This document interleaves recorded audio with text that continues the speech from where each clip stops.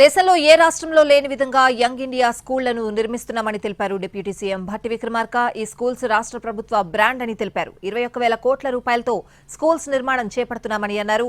Young India integrated schools లో చదివే విద్యార్థులను మెరికల్లా తయారు చేస్తామని తెలిపారు. ఖమ్మం జిల్లా బోనకల్ మండలం లక్ష్మీపురంలో యంగ్ ఇండియా ఇంటిగ్రేటెడ్ స్కూల్ కు డిప్యూటీ సీఎం భట్టి విక్రమార్క భూమి పూజ చేసి భవన నిర్మాణ పనులను ప్రారంభించారు.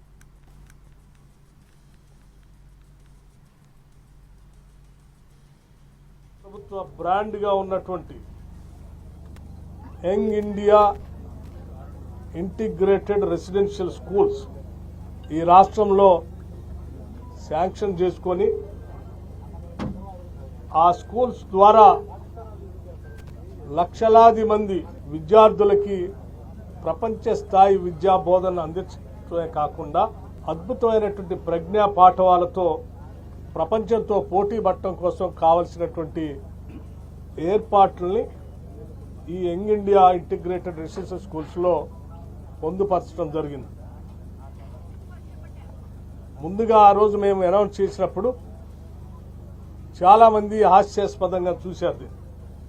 ఇది సాధ్యమా అని, ప్రకటనకే పరిమితం అవుతుందని, లేకపోతే ఆనాటి టీఆర్ఎస్ పార్టీ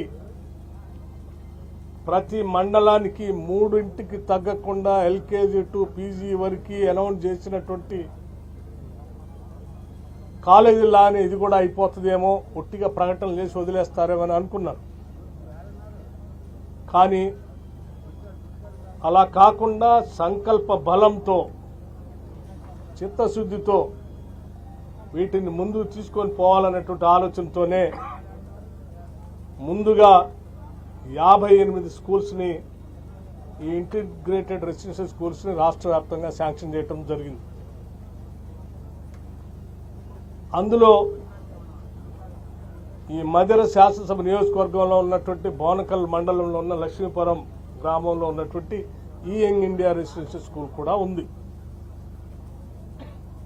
58 స్కూల్స్ శాంక్షన్ చేసిన తర్వాత రాష్ట్ర వ్యాప్తంగా ఈ స్కూల్స్ పైన ఉన్నటువంటి డిమాండ్ ప్రజల నుంచి పెద్ద ఎత్తున అర్జీలు రావటంతో, సరే ఆర్థిక భారం అయినప్పటికి కూడా మన సంపద, మన ఆలోచన మొత్తం కూడా పిల్లల భవిష్యత్తు కోసమే కదా, వారి భవిష్యత్తే మన భవిష్యత్తుగా భావించాలి కదా అని వారి భవిష్యత్తుని మా బాధ్యతగా తీసుకొని రాష్ట్ర ముఖ్యమంత్రి రేవంత్ రెడ్డి గారు కానీ, లేకపోతే యావత్ కేబినెట్ కానీ పిల్లల భవిష్యత్తే మా బాధ్యత అని చెప్పి వారి కోసం అదనంగా మరొక 47 స్కూల్స్ని ప్రాసెస్ చేసి శాంక్షన్ చేస్తూ ఉన్నాం.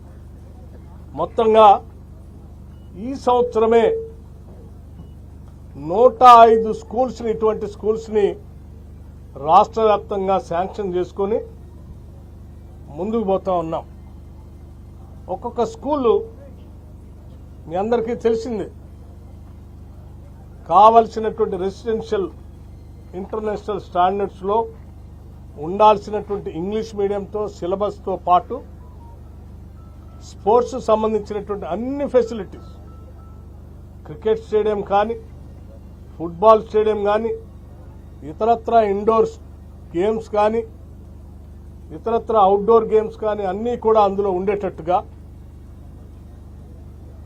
పెద్ద ఎత్తున డిజైన్ చేసి కనీసం 25 ఎకరాలు ఉండేటట్టుగా ఈ స్కూల్స్ అన్నింటినీ డిజైన్ చేయటం జరిగింది. ఆ స్కూల్ ప్రాంగణంలోనే పిల్లలకి విద్యా బుద్ధులు నేర్పించేటువంటి టీచింగ్ స్టాఫ్ కూడా, రెసిడెన్షియల్ క్వార్టర్స్ కూడా వాళ్ళకు కూడా అందులోనే పొందుపరచడం జరిగింది. వాళ్ళెవరూ బయట నుంచి రావటం, విద్యార్థులను వదిలేసి వెళ్ళటం కాకుండా పాఠాలు చెప్పేటువంటి ప్రతి టీచర్ కూడా అదే పాఠశాలలో ఉండేటట్టుగా వాళ్ళకు కూడా రెసిడెన్షియల్ క్వార్టర్స్ అందులోనే పొందుపరచడమే కాకుండా ఆ స్కూల్ మెయింటెనెన్స్కి కావాల్సినటువంటి విద్యుత్తును చూసేటువంటి వాళ్ళు కానీ, మంచినీటి వసతిని చూసేటువంటి వాళ్ళు కానీ, ఆ స్కూల్కి సంబంధించినటువంటి సెక్యూరిటీ చూసేటువంటి వాళ్ళకు కూడా అందులోనే రెసిడెన్షియల్ ఏర్పాటు చేసి అక్కడే ఉండి ఆ పాఠశాలకు కావాల్సిన ఏర్పాట్లు నిరంతర పర్యవేక్షణ జరిగేటట్టుగా దాంట్లో ఏర్పాటు చేయడం జరిగింది. చివరికి యాంపీ థియేటర్ను కూడా అందులో పెట్టడం జరిగింది. ఈ పాఠశాలలో డిజిటల్ క్లాస్ రూమ్స్, వాటితో పాటు ఇంటర్నేషనల్ స్టాండర్డ్స్లో ఉండేటట్టుగా సైన్స్ అండ్ మ్యాథమెటిక్స్లో కూడా